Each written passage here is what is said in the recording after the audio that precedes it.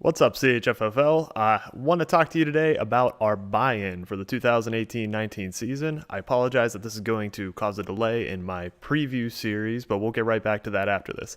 I think choosing our buy-in is the most important issue we need to discuss and figure out going forward. Of course, I'd like buy-in to be settled before keepers, and everybody has to pay hard deadline before the draft. So we're going to talk about different options. I had two ideas for how I wanted to do this video. First was going to be just presenting like 5 or 6 different options. Instead, I'm just going to go through piece by piece and ask what you think about different ideas I have. And that'll be more clear as we go through. I'm going to try not to make this too long of a video. So our league dues are going to be $50 for the Bucks for Bucks scholarship, $5 for our operations cost. Good news, all of the merch has come in. Swan just has to distribute it now. The $5 gives us $60 total. We went a little over budget this year, but I didn't mind covering that because we are all caught up in history now for the rings.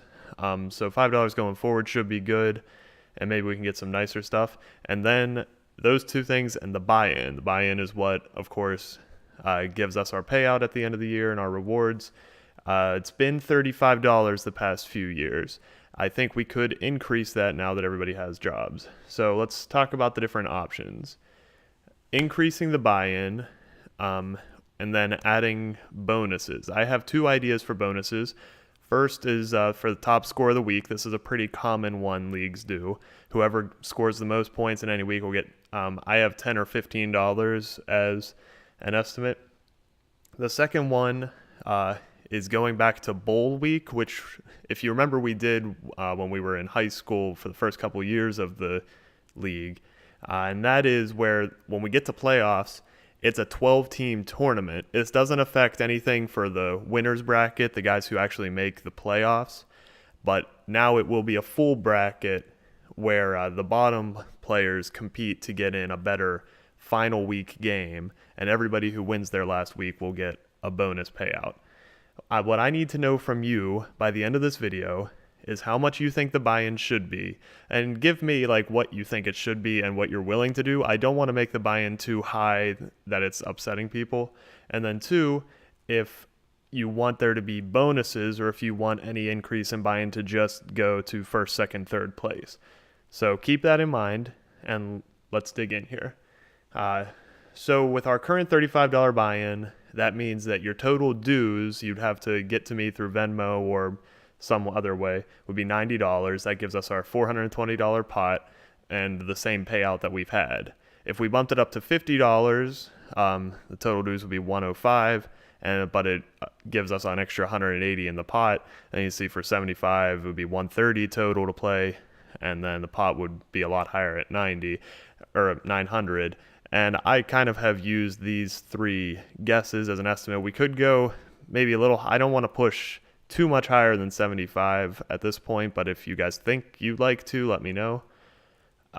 So if we did the weekly top scorer bonus, we could do $10 per week.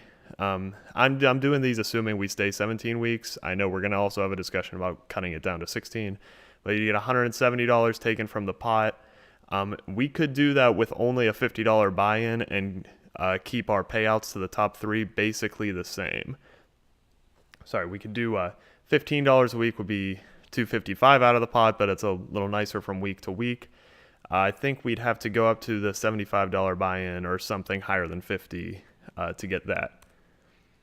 So for bowl week, I kind of already described this, but everyone who wins their last game, which we would call the bowls, would get something. Now brace yourself for this next slide, but I needed to prove to myself that this could be set up as an actual bracket rather than something that would be subjective, who gets to play who from week to week. So this is just scratch that I made on my own.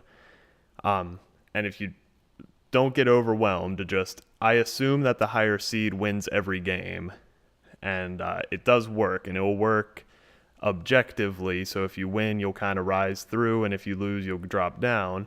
And then in the final week, everybody is playing for something. You see 5th, 7th, 9th, and 11th place are circled there. Those would all be people who would get some small payout if they won that game. So an example I've been using in my calculations for payout is $35 for that fifth place game, 20 for 7, 15 for 9, and $10 for not being last in the league and getting the 11th place. So here's one example set up with all this information. I hope you guys have been able to follow. I am going to provide something after the video that should make it easier. But if we did a $75 buy-in, total dues would be $130. Payout would go up substantially. First place get $385, second a little less than half than that, and third would get 10 more than their buy-in. We could do that and still have money for $10 to the top scorer each week, and we could do the same suggested bowl week payouts that I just did on the last slide. So this would give a lot of chances for people who are out of competition to be picking something up.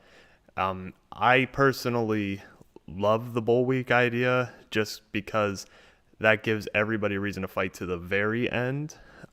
Same with the top scorer, but the fact of the matter is a lot of people like the top scoring one. My only problem with it is that your teams that are going to be finishing first and second are probably going to win those more often than your teams at the bottom.